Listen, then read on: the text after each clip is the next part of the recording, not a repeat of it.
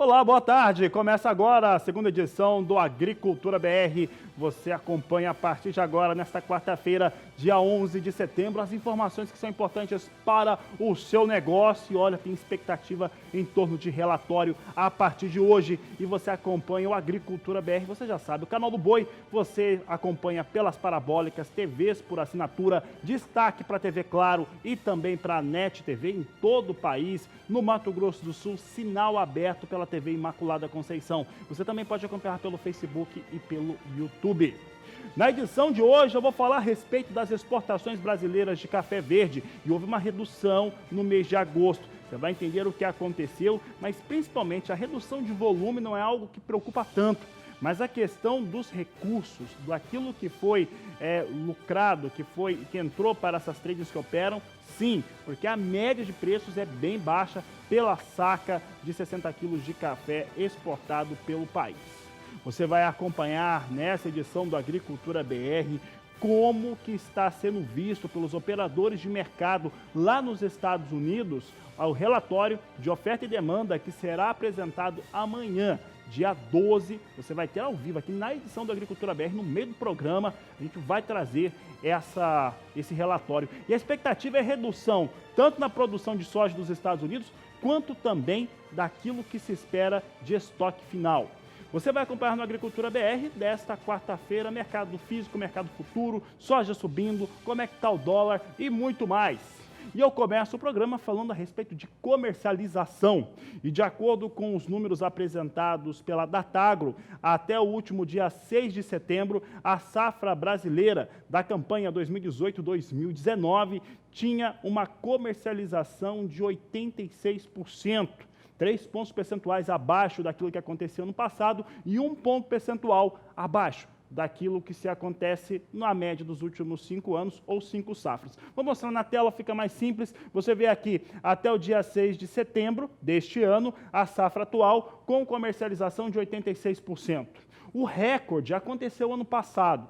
No ano passado nós tivemos um recorde de comercialização bem acelerada, estava em 89% e a média dos últimos 5 anos, 87%. Então, temos aqui uma situação dentro daquilo que se espera, não tem nenhum número fora do lugar.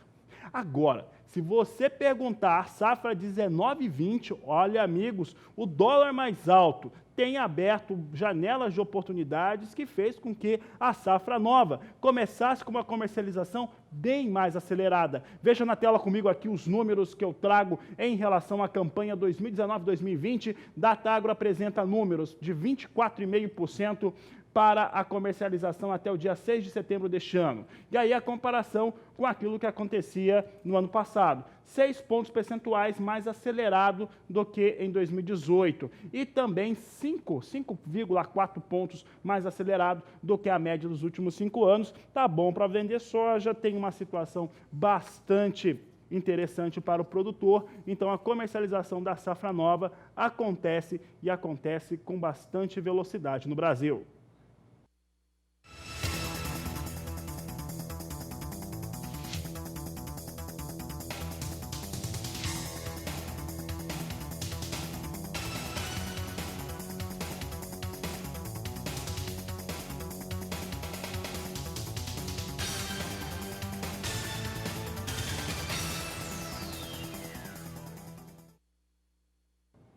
A Agricultura BR fala agora a respeito do fim do vazio sanitário da soja, que se aproxima na maior parte dos estados produtores que adotam a medida. A medida é muito simples de entender. São 60 dias na qual é proibido fazer o cultivo da oleaginosa e precisa também se combater a soja que acaba brotando, nascendo em áreas que não são avisadas. E essa medida, ela é basicamente para combater e controlar o fungo que causa a ferrugem asiática.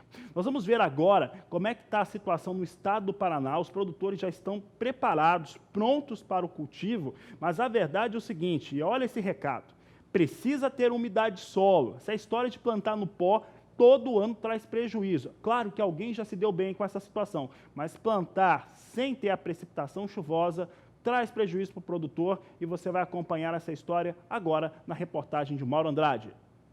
O objetivo do vazio sanitário é reduzir a quantidade de esporos presente no ambiente durante a entre-safra, quebrando o ciclo do fungo responsável pela ferrugem asiática.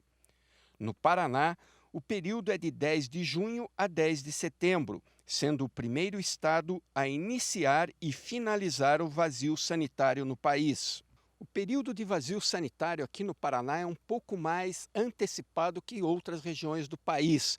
Nós vamos conversar com a doutora Claudine Seixas, que é fitopatologista da Embrapa Soja aqui em Londrina.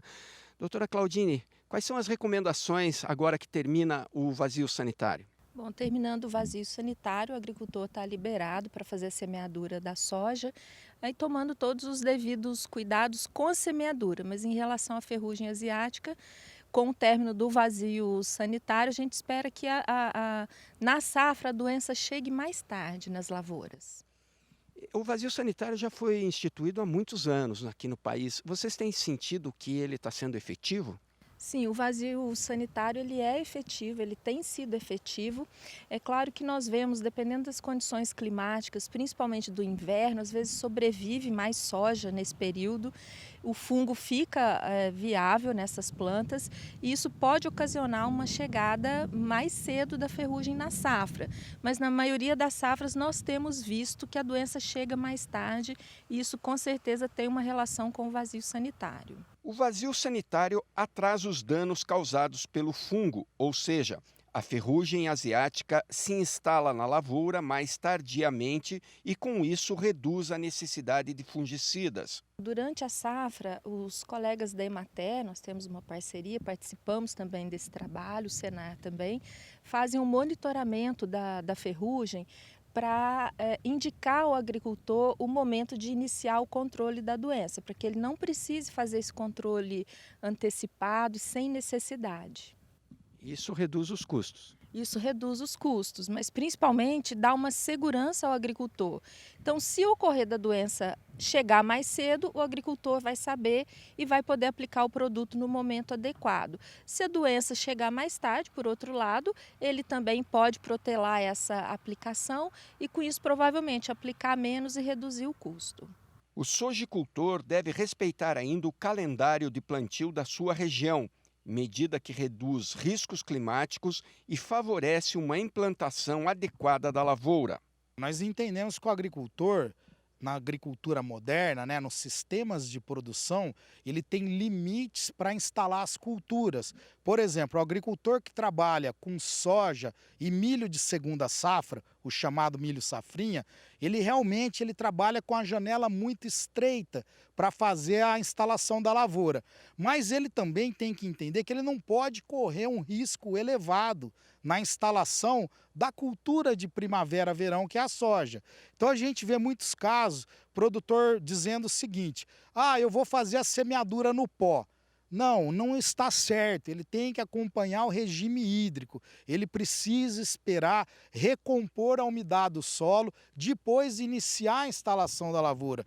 Porque se ele levar um prejuízo e tiver que fazer o replantio, o custo de produção vai ficar muito alto. E às vezes, em muitos casos, inviabilizar, né, a rentabilidade do agricultor. A prática do plantio direto de qualidade, com boa quantidade de palhada sobre o terreno, mantém por mais tempo a umidade do solo, o que proporciona ambiente adequado para o desenvolvimento das sementes.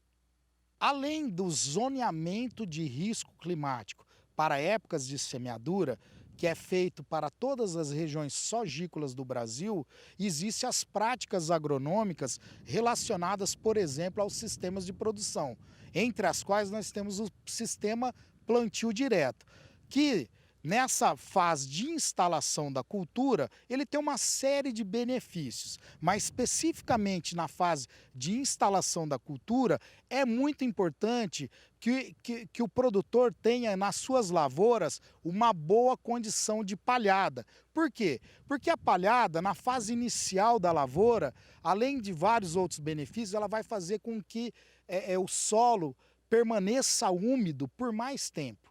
E aí que o solo permita, uma condição de umidade adequada nessa fase inicial de embebição da semente, germinação da semente, emergência da plântula, nessa fase de 15, 20 dias, onde essa variação abrupta de umidade do solo pode ser muito prejudicial para a lavoura. Então, traduzindo para a vida prática, o produtor que tem uma boa palhada de cobertura, de maneira geral, ele vai ter uma reserva hídrica por mais tempo, uma condição de temperatura também mais adequada, falando, né, de lavoura de soja em clima tropical, subtropical, tá certo? Que é a grande parte das regiões sojícolas do Brasil. E aí, essa lavoura vai ter uma boa condição de instalação, tá certo? De crescimento inicial e, obviamente, com um potencial produtivo maior.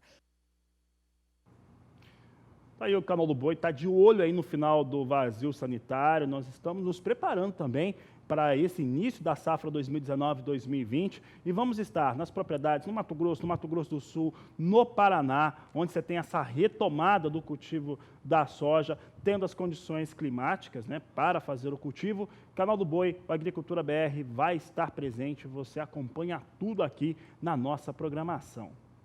Fala agora de soja, mas fala dos Estados Unidos e vou falar um pouco sobre soja em Chicago. Como era esperado por nós, a terça-feira registrou alta e alta forte. Por quê? Porque as condições das lavouras norte-americanas haviam piorado muito, de acordo com o relatório de acompanhamento de lavouras que foi apresentado na segunda-feira. Esse relatório é apresentado às 17 horas no horário de Washington e, com isso, significa que já fechou o mercado. Então, a sensação veio nesta terça-feira, era esperado que isso acontecesse mesmo, e de fato aconteceu. E aí as altas foram lá de 13 pontos, e aí por aí por diante. Hoje, nós estamos vendo o mercado devolver um pouco desses ganhos, pelo menos é o que acontecia há alguns minutos. Nós temos aqui soja em Chicago, vindo com uma situação em relação ao mercado de ontem em queda. Você vê aqui, posição de setembro está migrando para novembro, vem a $8,58 mais 4 o bushel. Novembro vem com queda de 3 pontos, essa posição é importante, é a que tem maior liquidez,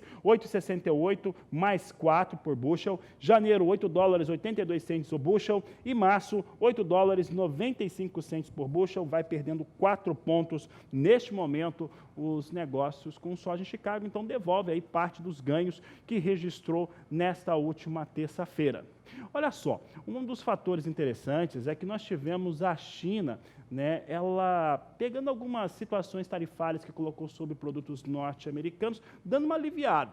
Essa aliviada aí pode ser vista como uma ação de um entendimento melhor com os Estados Unidos. Pelo menos é uma boa ação em relação ao que vai sendo conversado entre os dois países no que tange o fator comercial. Mas daqui a pouco eu falo disso, porque antes eu falo a respeito daquilo que o mercado espera. E o que o mercado espera é o relatório de oferta e demanda do Departamento de Agricultura dos Estados Unidos, o Supply Demand, que vai ser apresentado nesta quinta-feira, às 13 horas no horário de Brasília, o que significa que você acompanha ao vivo aqui pelo Canal do Boi no Agricultura BR. E nós temos algumas expectativas do mercado. Entre elas, é uma safra 2019-2020 com uma produção reduzida e também estoques finais automaticamente reduzidos. O que nós conversamos e as informações que nós colhemos dá conta da seguinte situação. Se os números vierem abaixo do que isso que o mercado está dizendo, aí sim podemos ter uma alta até bastante significativa para a soja em Chicago. Vamos ver, esses números foram organizados pela Datagro. Você tem aqui, primeiramente, a expectativa do relatório de oferta e demanda para a produção. Primeira situação aqui que a campanha 2018-2019 teve uma produção norte-americana de 123.660.000 toneladas. Em agosto, já para essa safra de 2019-2020, a estimativa era de 100.160.000 toneladas, já considerando uma queda aí de cerca de 4 milhões de toneladas frente ao relatório de julho. O mercado espera agora 97.500.000 toneladas de soja serem produzidas na campanha 2019-2020. Esse número já coloca a safra americana abaixo dos 100 milhões, o que pode ser entendido como uma situação muito positiva para o mercado. Se o número vier abaixo de 97,5, aí sim podemos ter uma alta bastante significativa. O mercado já trabalha com o número de 97,5. Falo agora dos estoques de passagem. Estoque de passagem da safra 2019-2020, que pode vir abaixo. Você vai acompanhar comigo aqui os dados que foram divulgados pela Datagro. A campanha 18-19 encerrou com um estoque de passagem de 28.580.000 toneladas. Na safra 2019-2020, em agosto, o mercado aguardava, foi registrado pelo Departamento de Agricultura dos Estados Unidos, 20.540.000 toneladas. E agora, para esse relatório dessa quinta-feira, o mercado espera 17.800.000 toneladas de soja em estoque de passagem nos Estados Unidos. Essa queda no estoque de passagem, ela é fundamental. Por quê? Porque os Estados Unidos não estão comercializando soja. Então, até para se entender a pressão que esse estoque americano faz, é que, para muitos, quando houver um entendimento, e em algum momento vai acontecer, entre China e Estados Unidos, o estoque norte-americano ser colocado à disposição. E quanto menor for esse estoque, melhor para o mercado, para não ter um impacto tão grande assim nos preços da oleaginosa. Bom, e tivemos um gesto, como eu estava dizendo, da China em relação aos Estados Unidos, aos produtos norte-americanos, que pode ter trazido alguma melhora de mercado. Vamos acompanhar agora como é que vem o dólar comercial se comportando aqui no Brasil. Você tem queda para o dólar, 0,92% de recuo, vem a R$ 4,05 mais 7 a moeda norte-americana. Para nós aqui, nós estamos acompanhando os dados, isso tem muita influência externa, também tem aqui no Brasil alguma coisa que vai acontecendo, principalmente com a proposta do governo, da pasta do Ministério da Economia, de se propor algo que é muito parecido com a CPMF. Foi bastante complicado no dia de ontem, muita crítica no Congresso Nacional, mas são fatores que acabam influenciando o mercado financeiro. E é sobre esse assunto que eu falo com o Walter Pulga, está lá em São Paulo nos nossos estúdios, mas aqui conosco também. Pulga, o que vem acontecendo no mercado, nós temos sinalizações externas que vão dando conta aí do recado, mostrando o que vai acontecer. Como é que o Brasil vai se inserindo neste momento? Boa tarde, seja bem-vindo. Boa tarde a você, boa tarde a todos. Olha, o mercado trabalha de olho na perspectiva ainda de que o dólar vá ceder frente ao real. O Citibank, por exemplo, emitiu uma nota para os seus clientes hoje, alertando que até o final do ano o dólar no Brasil cai para a faixa de R$ 3,91. É uma expectativa positiva, porque ela ocorre diante do que está ocorrendo no nosso país. E no nosso país o que ocorre é uma atuação firme do Banco Central, viu, Fabiano? O Banco Central vendeu hoje os 580 milhões de dólares em moeda física que foram ofertados ao mercado. Ou seja, quando o Banco Central atua para conter uma alta da moeda, lógico, isso tende a provocar uma queda na cotação do dólar. Mais do que isso, o Banco Central, ao mesmo tempo, negociou 11.600 contratos de swap cambial reverso, nos quais ele assume uma posição comprada de dólar, ou seja, ele entrega para o mercado dólar físico, moeda física, e já se compromete a comprar lá na frente. Resultado: apenas no mês de setembro, o dólar já caiu 1,6% frente ao real. Isso acumulado em setembro, depois de um agosto difícil. Nós vimos o dólar disparar, com essas incertezas externas e ruídos gerados aí por intervenções do Banco Central no mercado cambial. Bom, isso tudo trouxe o dólar em baixa hoje, queda, como você disse, de aproximadamente 0,92%, agora na faixa de R$ 4,05 mais 72. Na máxima do dia, queda também, porque na máxima hoje, R$ 4,07. Como ontem terminou abaixo de R$ 4,10, na faixa de R$ 4,09 mais um pouquinho, dólar tende a uma baixa. Agora, a notícia boa mesmo vem lá da China, viu, Fabiano? Isso mexe com todo o mercado internacional. A China apresentou uma proposta de isentar de retaliações alguns produtos comprados nos Estados Unidos. Um sinal de que está tentando um acordo agora na reunião de outubro, sinalizando já para os americanos que vai ceder em alguma coisa. A China eliminou impostos sobre medicamentos e tarifas retaliatórias sobre medicamentos destinados a câncer, também para soro de leite, ração animal, farinha de peixe, comunicado que, aliás, foi feito pelo Ministério das Finanças da China. Isso repercutiu positivamente em todo o mundo.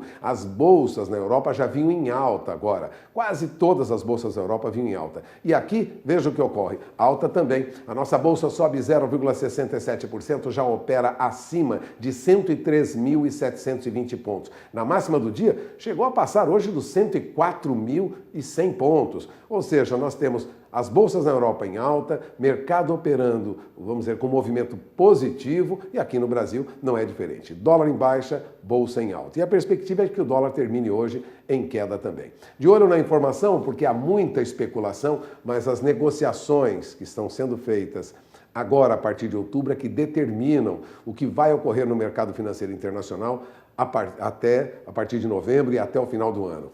Muito importante porque muita oscilação vai ocorrer nesse período e há a expectativa de analistas de que o dólar volte a trabalhar abaixo, a operar, a ser negociado abaixo de R$4. É a expectativa, esperar para conferir, Fabiano. É com você. Obrigado, Walter Pulga Júnior. Nós vimos há pouco como é que vem se comportando o dólar no dia de hoje. Você vai acompanhar comigo agora o resultado dessa situação que nós tivemos uma elevação melhor para soja em Chicago no fechamento desta terça-feira. Dólar hoje recua, vem recuando bem. E vamos ver agora como é que soja no Porto ela reage frente a essa queda do dólar. Olha só, o que nós temos? É a soja, preço de paridade, caindo no Porto. Isso é uma relação direta com um dólar um pouco mais baixo. R$ 84,00 a saca de 60 quilos em Santos e também Paranaguá, de acordo com a apuração da Grãos Corretora. Portanto, hoje, soja cede valor nos portos brasileiros. A Agricultura BR vai para o intervalo comercial e eu sempre convido você a participar do programa conosco. Já tem gente participando aqui, eu estou olhando aqui no telefone. Olha só, participe você também. Manda sua mensagem, manda pelo Facebook, pelo Twitter e no nosso WhatsApp. O número é 67996562266, 67996562266. Eu vou para o intervalo. Daqui a pouco nós vamos falar sobre produção de arroz e sobre mercado lá no Rio Grande do Sul, que é o maior estado produtor do país, concentra ali quase 90%. Vou para o intervalo e volto já. E o levantamento do CPEA aponta que durante o mês de agosto houve uma elevação para os valores negociados com arroz. E para falar sobre esse assunto, nós vamos até o estado que é o maior produtor do país, para falar um pouco sobre produção, preço, mercado. Quem está conosco ao vivo é a Anelise Nicolodi. Anelise, como é que vem se comportando aí o fator arroz, o fator preço? Boa tarde, seja bem-vinda.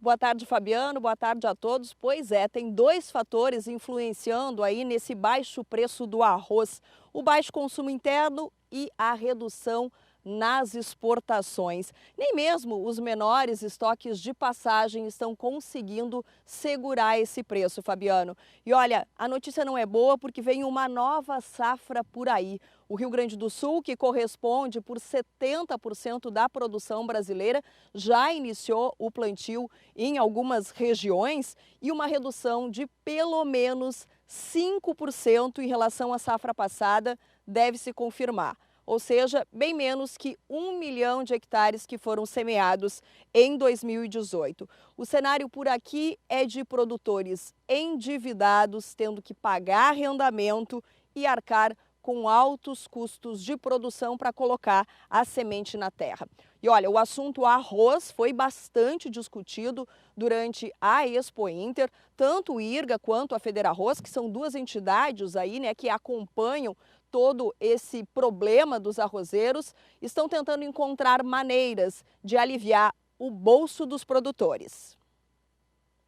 Nós passamos por um momento de custos muito altos e, consequentemente, falta de renda no setor.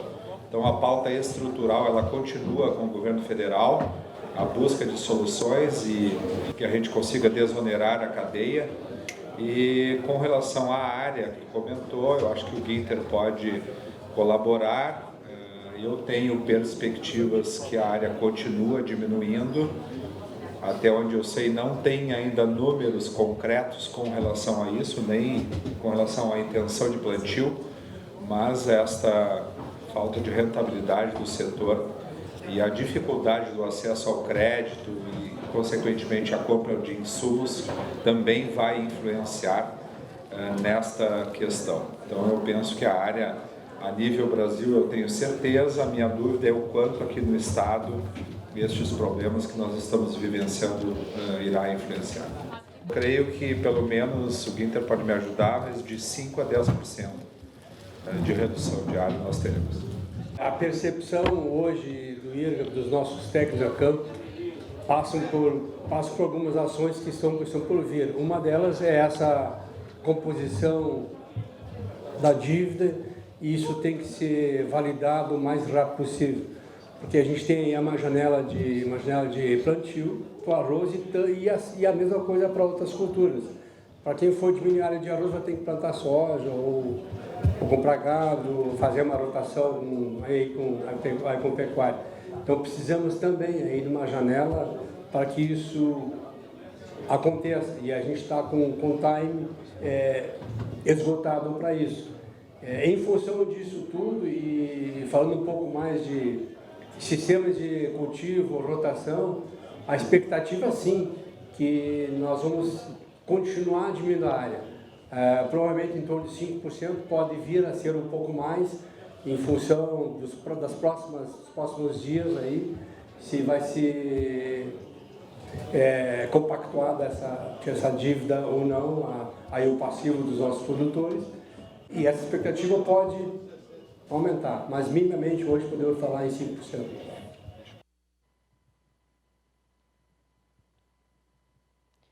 A gente segue acompanhando aí essa questão do arroz aqui no Rio Grande do Sul, o avanço do plantio nas próximas semanas. Mas olha, Fabiano, nem tudo é problema na agricultura. A gente está aqui numa bela lavoura de trigo, né, em pleno desenvolvimento, o trigo já está encaixado por aqui.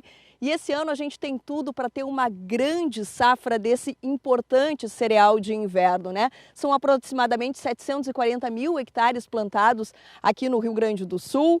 O trigo está em pleno desenvolvimento, tinha aí uma expectativa de que o clima, né, pudesse prejudicar. A gente teve um pouquinho de geada fora de época na semana passada, mas foi muito pequena, apenas nos lugares mais baixos, não chegou a comprometer. A gente tem tudo para ter uma safra cheia de trigo no Rio Grande do Sul para garantir o nosso pãozinho de cada dia. Os preços também estão estáveis, Fabiano, agradando o produtor rural, né, que já vinha desacreditado com essa cultura, mas aqui no Sul a gente tem muito essa questão da tradição de plantar trigo, né? Isso é bonito também quando o produtor consegue ter uma lavoura como essa aqui. Eu volto contigo, Fabiano. Obrigado, Annelise. Um grande abraço a você. Está aí a lavoura de trigo, está lá no Rio Grande do Sul, tradicional produtor no país. E por aqui, a partir de agora, o assunto no Agricultura BR é o milho.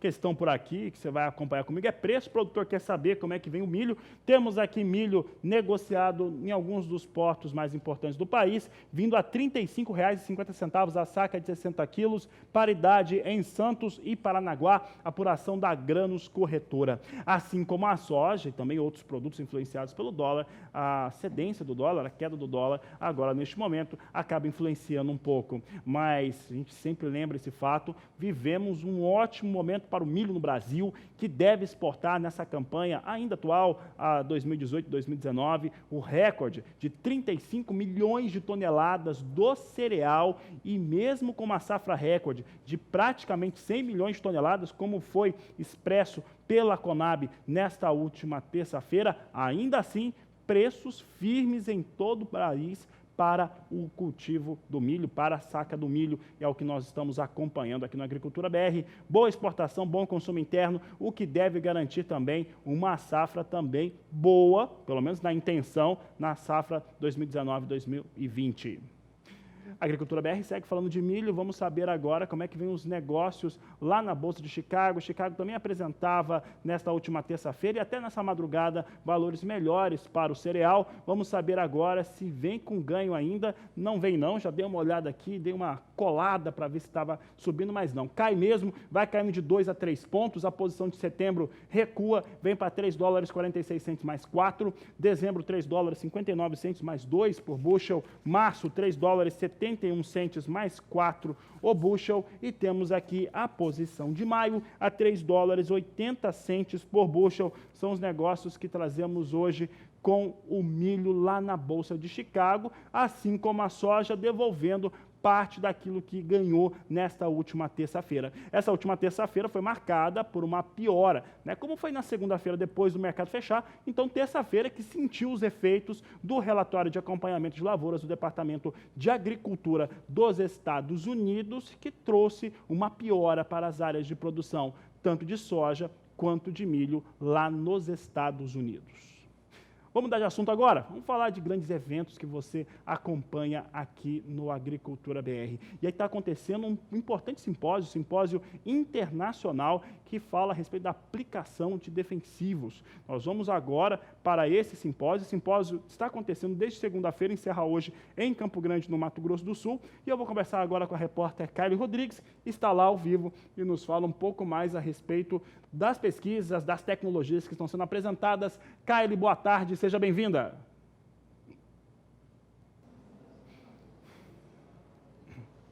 Oi, Fabiano, boa tarde a você, boa tarde a todos. Olha só, Fabiano, praticamente quase cerca de 400 pessoas já passaram por aqui nesse evento tão importante, né, que fala sobre a utilização de tecnologias, como você disse muito bem, também sobre a aplicação de defensivos.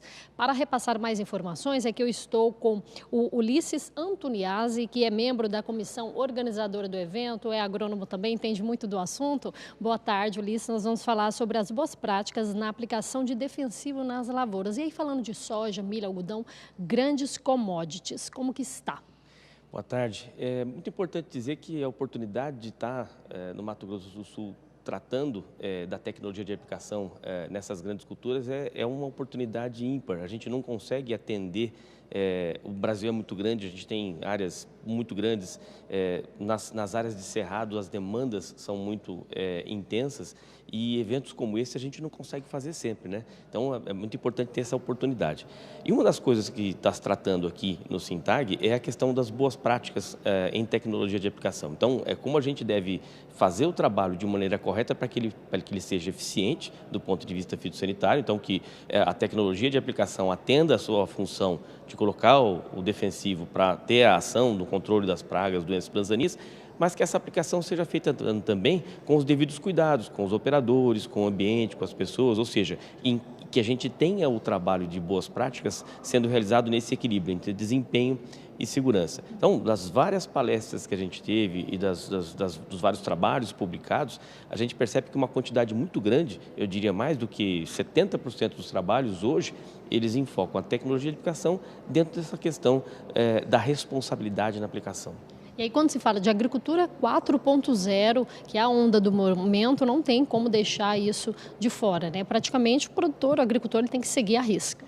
Sem dúvida. E aí que é interessante, porque toda vez que a gente aplica esse conceito, né, as palavras-chave importantes hoje, né, Big Data, né, a internet das coisas, né, a geração de dados, então trabalhar com esses dados, toda vez que o agricultor se envolve com isso, mesmo que ele esteja trabalhando, por exemplo, com a agricultura de precisão ou com a tecnologia de aplicação, ele acaba gerando dados. E esses dados são utilizados e se tornam muito importantes para que a gente entenda os processos e possa fazer certo a aplicação. Então, vou dar um exemplo, né, em tecnologia de aplicação que é extremamente importante, que é o controle da deriva. Então, quase tudo que se faz hoje em boas práticas é para que a aplicação, né, o produto aplicado fique dentro da área, que não ocorra a deriva, por exemplo, do produto ser aplicado numa área e ele se deslocar com o vento e causar um dano para o ambiente ou para uma cultura vizinha. Então, todo o processo de entendimento da deriva se faz hoje com modelagem, e a modelagem precisa de dados. Então, dentro desse conceito de agricultura digital, é muito importante a participação dos técnicos e dos agricultores na geração desses dados, porque esses dados vão nos fazer entender melhor como fazer uma aplicação mais segura. E dá para a gente fazer um comparativo de um panorama mundial em relação do Brasil com outros países? Sem dúvida, e esse é um panorama que eu gosto muito de fazer, eu como professor da área, né? E a gente poder dizer que em nível mundial a gente está muito melhor do que muitos países. Para você ter uma ideia, a gente tem vários colegas, né? O simpósio internacional, então boa parte dos palestrantes veio de fora, e simpósios como esse, né? em que a gente está, na 9ª edição, né? Nós estamos com esse evento há mais de 20 anos e simpósios como esse não tem, por exemplo, nos Estados Unidos. Né? Então, os colegas acabaram de me dizer hoje que eles estão analisando a possibilidade de fazer em agosto do ano que vem um evento similar ao SINTAG nos Estados Unidos e estavam nos convidando para ajudar na organização. Então, isso é uma coisa bacana, por quê? Porque a gente está mostrando o caminho de fazer um encontro entre a academia, os técnicos, né, os produtores, as pessoas envolvidas, de forma a que a gente possa circular a informação. Vamos ver uma coisa, olha, num evento como esse, a gente deve ter basicamente 70% do público como técnicos que estão envolvidos com a indústria de pulverização. Então, são as pessoas que trabalham com as máquinas, as pessoas que trabalham com os defensivos, os adjuvantes, as pontas de pulverização. Né? A gente deve ter uns 20% da academia, que são os professores, os pesquisadores, e uns 10% que são alunos, né, de agronomia e outros cursos interessados, né, que estão já na sua pós-graduação trabalhando com a área. Então, se você pensar bem, esse público é muito qualificado, você tem 420 pessoas participando, gerando informação de qualidade, e eu posso dizer, num nível muito maior do que a gente vê em outros países. E aí questões de atualizações também, de legislações, tudo foi discutido aqui para deixar bem claro o que pode, o que não pode, em aviação aérea, uso de drones, isso é importante, né? Quando a gente desenvolveu a programação do evento, uma das premissas era colocar a questão do que tem que ser feito e como tem que ser feito. E aí, obviamente, você não escapa do que a gente chama de aspectos regulatórios, quer dizer, as normativas e as leis que impactam a tecnologia. E aí a gente teve sessões específicas para falar de demandas regulatórias, por exemplo, com aplicadores, a pessoa que faz o uso do pulverizador, demandas regulatórias com a máquina de pulverização, né, com a aviação agrícola, com o uso de drones na agricultura, por exemplo, para pulverizar os defensivos. Então, todos esses aspectos eles foram permeados com as discussões técnicas. Então, isso fica muito melhor para que a gente possa entender, né, o porquê, né, dos regulamentos e como que eles podem impactar o trabalho que a gente vai fazer. E o bacana é que a cada encerramento de uma palestra tem aquele bate-papo para tirar as dúvidas. A gente organizou de maneira que a gente sempre tenha tempo para fazer perguntas, né, e mesmo tendo pessoas de vários países, a gente tem gente da China, tem gente dos Estados Unidos, da América do Sul, da Europa, né? Mesmo assim, a gente consegue uma boa interação, né? Ao coordenar uma sessão, a gente recebe perguntas, a gente percebe que, independente da gente ter origens distintas, o assunto é um só, é o agronegócio, né? Então, nós temos diferenças de como isso é encarado, por exemplo, na Europa, nos Estados Unidos, aqui na América do Sul, na Austrália, mas os problemas são os mesmos. Em escala diferente, mas são os mesmos. E isso que faz um simpósio internacional ficar importante como ficou o SINTAG. Muito obrigada, Ulisses, pelas suas informações. Bom restinho de evento. Fabiana, a gente segue por aqui acompanhando tudo para levar depois as informações, é claro, para quem acompanha o canal do Boi. Eu devolvo o sinal aí para você no estúdio, desejando uma boa tarde a todos que nos acompanham. Boa tarde, Caio Rodrigues. Está aí o simpósio, esse grande simpósio internacional de aplicação de tecnologia, de defensivos, que você acompanha aqui pelo canal do Boi, pelo Agricultura BR. Aliás, a Agricultura BR vai para o intervalo comercial agora. Convido você a participar do programa. Daqui a pouco eu vou pegar as participações que estão aqui. Já vou adiantar. Sabe aquela reportagem lá de produção de fertilizante em curral de confinamento, usando pó de rocha? Você pediu, vocês insistiram, nós vamos reprisar. Vai ser a primeira vez que a gente reprisa aqui no Agricultura BR uma reportagem. Vamos reprisar aí para os produtores rurais que querem acompanhar pela TV. Nós vamos para o intervalo comercial. Daqui a pouco a gente volta com mais informações para você. E olha, você acompanhou aqui no Agricultura BR aqueles números que nós trouxemos, o acordo que foi comemorado pelo próprio Donald Trump da ampliação da importação do Brasil de etanol sem tarifa. Esses números foram apresentados aqui, o governo brasileiro anunciou, o governo americano comemorou, só que temos agora a Câmara dos Deputados que está rejeitando, está reclamando bastante dessa situação. Quem vai falar sobre o assunto é o Walter Pulga Júnior, está aqui conosco. Pulga, o pessoal está reclamando aí dessa compra do etanol, deputados reclamando. O que está acontecendo, Walter Pulga? Olha, Fabiano, os deputados do Nordeste que estão preocupados com esse aumento da compra de etanol lá dos Estados Unidos sem pagamento de tarifa aqui.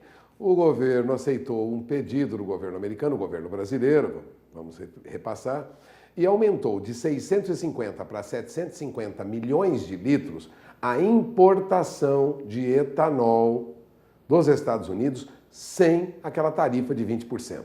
Bom, os deputados do Nordeste, que representam os produtores do Nordeste, lideraram um movimento que ontem resultou num pedido e rápido, um regime de urgência de uma proposta para derrubar esse acordo entre o Brasil e os Estados Unidos. Se essa proposta do deputado Aguinaldo Ribeiro, lá da Paraíba, que ontem foi aprovada por 319 votos contra 101 votos contrários, mas 319 a favor.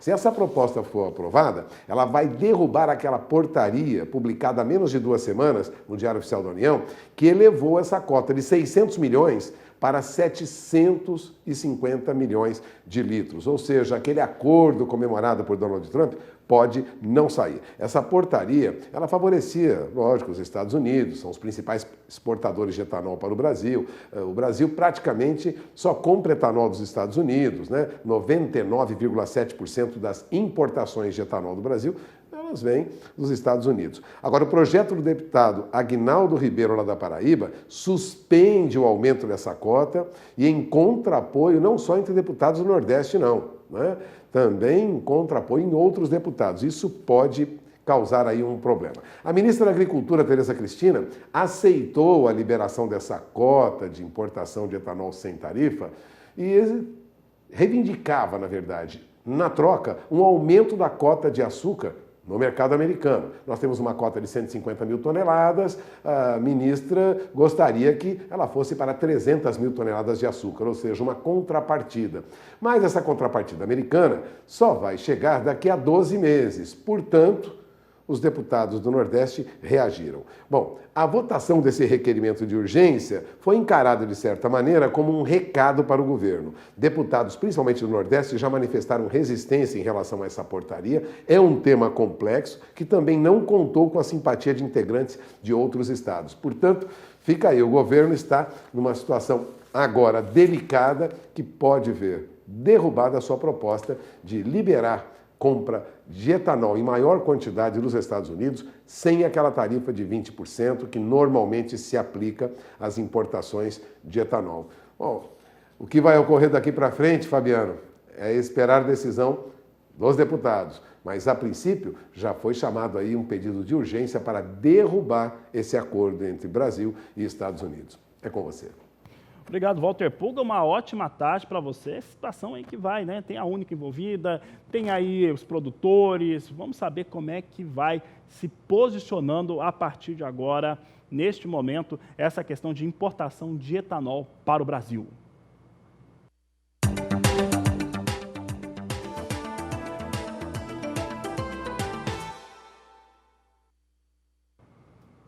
Você sabia que o estado do Mato Grosso, na década de 80, foi um dos maiores produtores de café do Brasil? Pois é, Mato Grosso também produziu muito café e você vai entender agora o que aconteceu para a produção recuar bastante e o que está sendo feito agora, porque tem muita gente que está acreditando que vai produzir café de novo no Mato Grosso, é o que nós vamos acompanhar agora na reportagem de Valdir Pacheco.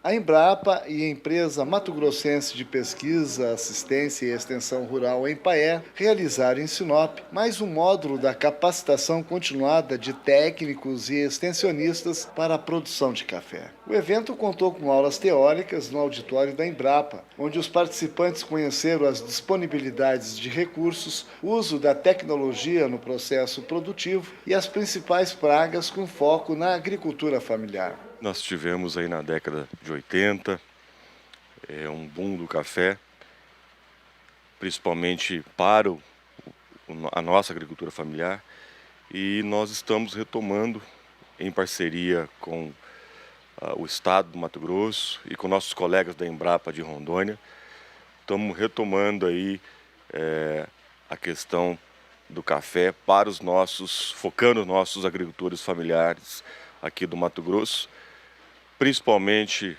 do Noroeste, onde nós temos aí 10 municípios já mais avançado na relação à cafeicultura, mas a ideia e o objetivo é passar essas informações, essas capacitações para todo o estado. O sucesso da produção cafeeira depende primordialmente da qualidade das mudas, que devem ser sadias e vigorosas, para que o cafeicultor obtenha os resultados desejados. Nós estamos saindo de um sistema de semente, de plantio de semente, para uma cafeicultura clonal. Ou seja, isso propicia um aumento de produtividade bem maior.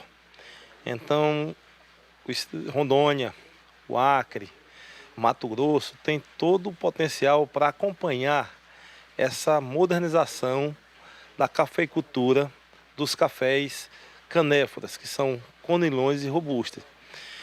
O que acontece é que você tendo altas produtividades, o cafeicultor vai ter maior rentabilidade. E com isso ele vai permanecer no campo, tendo uma vida mais digna. No último dia da capacitação, os participantes foram a campo, no sítio do Sr. Francisco, em Santa Carme, distante a 30 quilômetros de Sinop. Mato Grosso tem um grande potencial para o desenvolvimento da cafeicultura no estado, uma atividade para o agricultor familiar. Na década de 70 e 80, o estado foi um dos maiores produtores de café do país. Custo de produção e gestão de propriedade foram abordados por esse analista da Embrapa Rondônia. Como é que você vai plantar se você não sabe se você vai ter lucro ou não?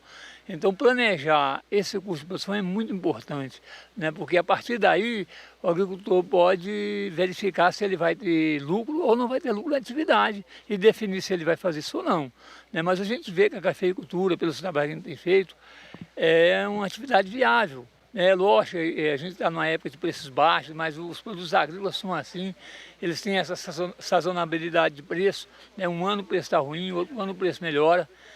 Então o produtor ele tem que ter os seus custos na ponta do lápis, até para ele poder ter uma lucratividade maior. Técnicos e extensionistas saíram animados para desenvolver a atividade em suas regiões. Lá a gente vai implantar 1 hectare, né, para servir como uma vitrine, e aí a partir daí tentar expandir a cultura no município. Você acha que tem campo para isso lá, através da agricultura familiar?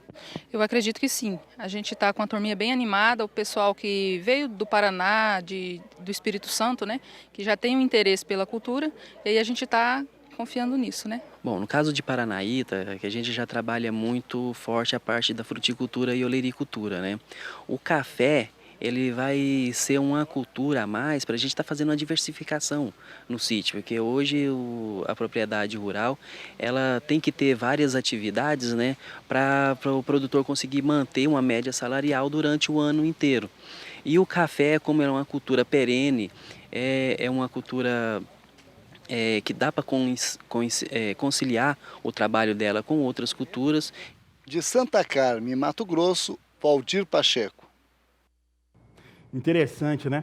Vamos ver agora um pouco de mercado. Vamos saber como é que vem o comportamento do mercado internacional. Eu vou trazer a Bolsa de Nova York, a plataforma Ice Futures aqui no Agricultura BR, é onde mais se negocia café no mundo. Bolsa nova-iorquina trazendo alta para o café arábica, vendo com uma alta acima de 2 pontos, quase 3. Posição de setembro, $1, 1 cento mais 15 a libra-peso. Dezembro, $1, 3 centes mais 95 por libra-peso. Março de 2020, $1, 700 mais 35. E maio, $1, 900 mais 70 por libra-peso. São os negócios que temos agora com café arábica na Bolsa de Nova York. Mercado nacional, principalmente no que diz respeito à exportação. Olha só, o Secafé trouxe números para exportação, embarque de café verde, que são muito interessantes de se ver. Houve uma redução no volume embarcado, ok. Mas o que incomoda mesmo é em relação ao faturamento. É para as tradings, ok, é para trading, mas esses números, esses valores refletem sobre o cafeicultor brasileiro, que vai sentindo na pele essa pressão negativa sobre o café.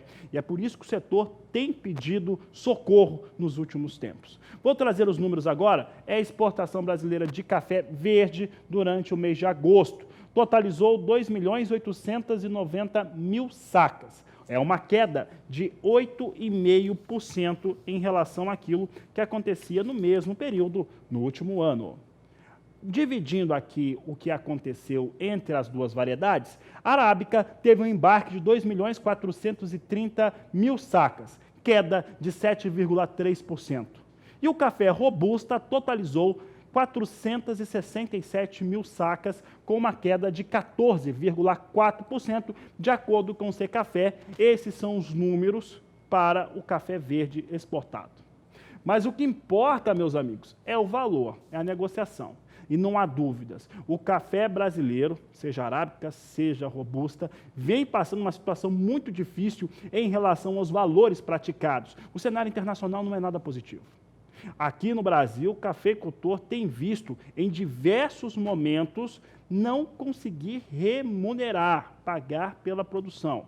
É claro que muitos cafeeiros no Brasil resolveram investir em cafés especiais e aí conseguindo, através dessa seleção, resultados melhores.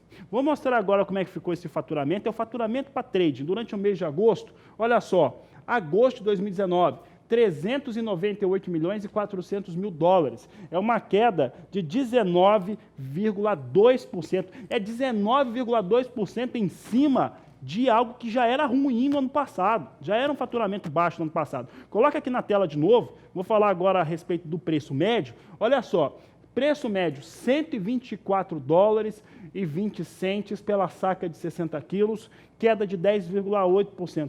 Pessoal, preço da saca de café, pelo menos se você pegar um histórico aí dos últimos 5 anos, tirando aí o ano de 2019, você vai encontrar uma média de 140 a 150 dólares. Situação muito complicada para o café no Brasil. Esses números refletem uma queda na exportação em agosto? Sim, mas o ano está vindo aí com um número muito alto para os embarques. Não é um problema. O problema é o faturamento.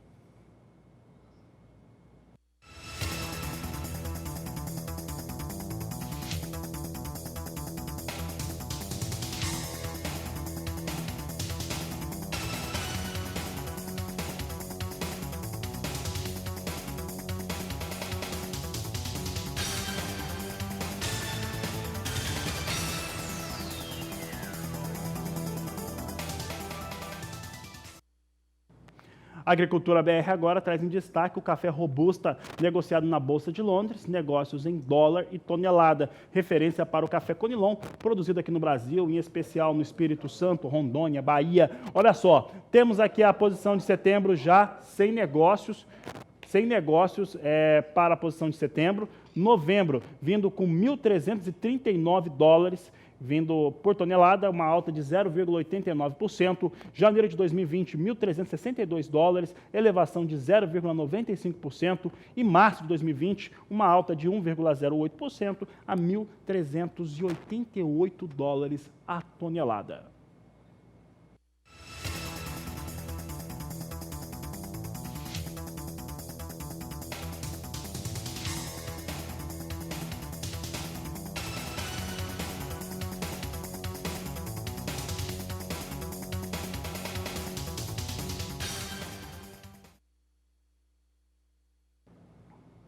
A Agricultura BR vai para o intervalo comercial e daqui a pouco eu vou falar de produção de fertilizante organomineral em confinamento, utilizando o piso do curral, pó de rocha. É aquela reportagem que a gente produziu aqui e causou aí bastante comoção no telespectador, que quer ver de novo, então nós vamos mostrar de novo. Aproveita para entrar em contato. O nosso WhatsApp é o 67996562266. A Agricultura BR vai para o intervalo e volta já.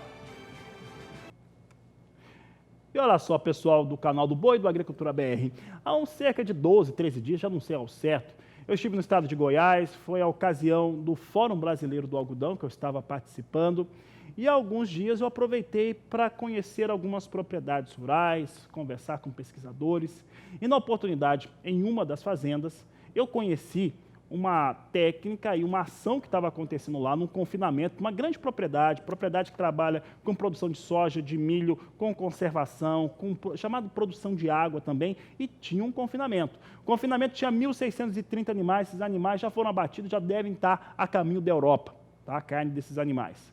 Mas ali, naquele confinamento, havia algo diferente. O curral do confinamento, o piso, ele foi coberto 4 meses antes, quando começou a confinar com pó de rocha. A ideia era produzir o fertilizante organomineral, através das fezes, urina dos bovinos e esse pó.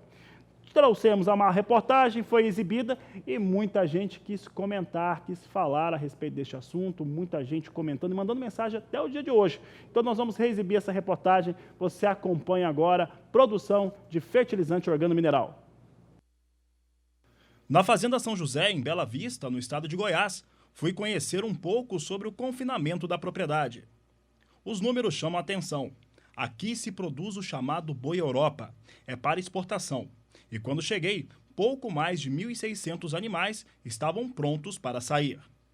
Alimentação no coxo, boiada terminada em fazenda de muitas aptidões. Aqui se faz integração lavoura-pecuária, com busca por respostas mais eficientes, como o fertilizante organomineral. Olha lá no chão do confinamento. Percebe que está mais cinza? É o pó de rocha. Eu vim aqui na Fazenda São José, no estado de Goiás, para conhecer essa experiência da implementação do pó de rocha na área de confinamento, que transforma os resíduos em fertilizantes. Então, para falar sobre isso, converso com o produtor rural Donizete Peixoto, é o titular da fazenda, que explicou a ação no confinamento. A gente usa o confinamento como uma ferramenta, certo? A gente trabalha com recria e engorda. A gente recria pasto e termina parte do gado em confinamento. Mas também terminamos a parte do gado a pasto, né? E trabalha com uma agricultura. Então nós trabalhamos a agricultura integrado com a pecuária, certo? A pecuária de corte. A gente compra um animal aí com 6 a 8 meses e depois, após 18, 20 meses, vocês estão vendo isso aí, que vocês vêem um animal completamente acabado, certo? Pronto para o abate, viu? Como vocês estão vendo aí, certo? Aqui no chão do confinamento, aqui onde o gato está pisoteando, nós temos uma característica, né? Nós temos pó de rocha aqui na onde ele está pisoteando, com a intenção de produzir fertilizantes a partir também do excremento. Como é que isso deve funcionar? Como é que o senhor pretende utilizar essa produção? A gente conversando com o técnico, ele recomendou a gente colocar em torno de 600 quilos de pó de rocha, que é o filler, para fazer a cobertura do confinamento. Assim a gente colocou 600 quilos por animal, certo? Isso tem esse período aí de 90 dias, a gente vai tirar o gado agora, certo? E vai deixar esse material, esse esterco que vocês estão vendo aí, em repouso por 30 dias. Aí vai jogar na lavoura. E até já está esperando um resultado de uma análise e assim que ficar pronto também, já curtido, vai fazer outra análise, certo? A gente vai jogar na área que vai plantar soja e jogar nas áreas de piquete rotacionado, certo? E vamos ver o resultado. Só que para a gente fazer, a gente tem que ter segurança com análise na mão, certo? Mas o técnico me garantiu, isso é uma tecnologia e parece que tudo vai comprovar, certo? Que esse vai dar resultado, certo? Nós vamos ter um NPK pronto para ser usado na agricultura e na pecuária também, no rotacionado. Expectativa é boa, então? Expectativa é excelente, certo? O confinamento gerou, então, misturado ao pó de rocha, o fertilizante para usar na lavoura. Fui perguntar, então, para o engenheiro Antônio Alexandre Bizão, que dá assessoria na propriedade, como o processo funciona. O princípio que tem aqui é o princípio da concentração. Eu tenho aqui essa silagem. Essa silagem, aqui dentro, numa tonelada dessa silagem, eu tenho 30 quilos de minerais. Então, é um produto de baixa concentração. Por que aqui eu tenho baixa concentração? Que essa silagem, ela tem 30% de matéria seca e os outros 70% é água. Quando eu vou no curral e coleto o esterco lá dos animais, que ele já está seco, aqui eu já tenho uma situação inversa. Aqui eu tenho 80% de matéria seca e só 20% de água. E a concentração de nutrientes aqui já subiu para 60 quilos por tonelada. Então vejam, aqui eu tinha, nesse material que é a silagem, a concentração de minerais era 30 quilos por tonelada. Aqui no esterco puro já subiu a concentração para 60 quilos de minerais por tonelada de produto. Quando eu uso o pó de rocha, que aqui está, para a produção do fertilizante organomineral, eu vou obter, então eu faço a forração do meu curral, do piso do curral, com esse pó de rocha na dose de 800 kg de pó para cada animal que vai ter naquele curral. Aplico junto também 100 kg de gesso agrícola para fixação do nitrogênio. E eu vou obter, então, esse terceiro produto aqui, que já é o fertilizante organomineral. Então, só para que entenda a evolução, aqui na silagem eu tinha o quê? A concentração de minerais era de 3%, ou seja, 30 quilos por tonelada. Aqui no meu esterco, a minha concentração já subiu. Aqui eu tenho 60 quilos de minerais por cada tonelada desse produto. Enquanto que aqui, no meu fertilizante organomineral, que ele é constituído do pó de rocha, do gesso agrícola, dos excrementos e da urina do animal, eu já tenho um produto onde eu tenho 149 quilogramas de minerais por cada tonelada desse produto. Então, se vejam bem, eu nada mais fiz do que ir concentrando os nutrientes minerais no meu produto para mim chegar no fertilizante organomineral. Com isso, o meu confinamento deixou de ser somente um lugar de engordar boi. Ele passou a ser também um local de produção de um fertilizante orgânico de um altíssimo valor agronômico. E a colheita do algodão segunda safra está em 90% no oeste do estado da Bahia. Quem está lá e está acompanhando essa colheita é a jornalista Sara Kirchhoff, que nos traz as informações. Nós estamos a 850 quilômetros de Salvador, na cidade que é considerada a capital do oeste baiano. Barreiras é um importante polo econômico, tecnológico e agrícola do país. A colheita do algodão por aqui está quase terminando e tem que encerrar mesmo. Isso porque nos próximos dias inicia o período do vazio sanitário. E em pouco tempo, essas terras de lavoura de pivô irrigado deverão ser substituídas pela soja. O estado da Bahia, junto com o Mato Grosso, é responsável por produzir 95% do algodão brasileiro. Esse ano, a expectativa é de uma safra recorde no país. Mas aqui no estado baiano, a produção deverá ser um pouco menor do que na última safra, em função das condições climáticas. A expectativa é de uma produção em torno de 300 arrobas por hectare. De Barreiras, na Bahia, Sara Kirchhoff. Momentos finais dessa edição do Agricultura BR, vamos ver rapidamente como é que está a soja em Chicago. Está aqui na tela comigo. Chicago vai devolvendo boa parte do que ganhou na terça-feira, vai perdendo 7 pontos aqui, vão perdendo 7 pontos as posições de mais curto prazo. Rapidamente também vamos ver como é que está o dólar. Muda na tela, nós temos aqui dólar a R$ 4,06 mais 3, agora recuando 0,79%. E olha, com essas informações, essa edição do Agricultura BR fica por aqui. Voltamos logo mais às 16 horas. A todos um grande abraço e até mais.